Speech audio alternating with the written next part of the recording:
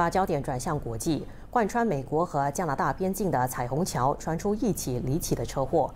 一辆急速奔驰的轿车失控撞上围栏之后，被抛上高空，再坠地爆炸，当场2个人死亡，另外1人受伤。由于现在正值是中东战事大爆发，民众难免会惶恐不安。但执法单位在初步调查之后，已经排除了恐怖袭击，目前还在调查事故肇因。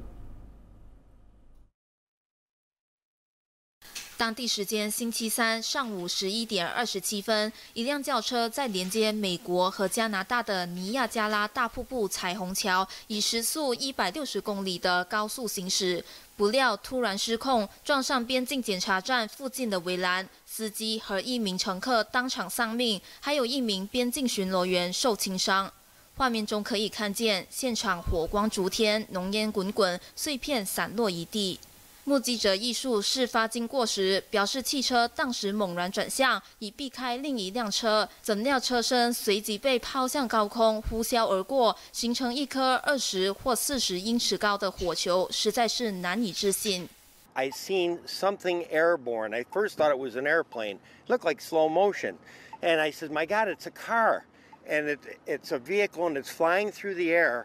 He hit the concrete barrier probably right at the signal, God knows how many thousands of feet before the bridge. It went airborne.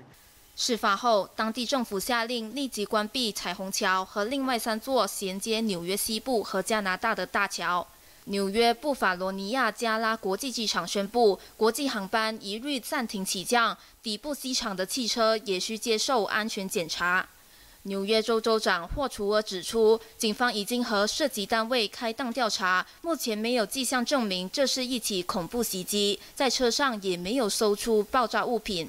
无论如何，当局将对州内所有入境点实时监控，维护公众安全。 Right now, the Rainbow Bridge will remain closed while law enforcement continues investigation. Again, this is a large, widely scattered scene, and we're trying to identify all the elements to make sure that there is no unforeseen situations that we need to address before we can open again to the public. We're going to make sure the public is safe before they go back on the Rainbow Bridge. You know, I won't call it an accident. It's not been determined to be an accident. You don't know whether the driver was intentional in how they drove. We do not know that.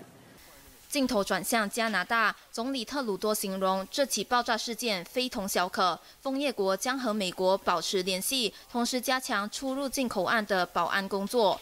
不过，目前要判断事件是否涉及蓄意行为，还言之过早。马新社电视综合报道。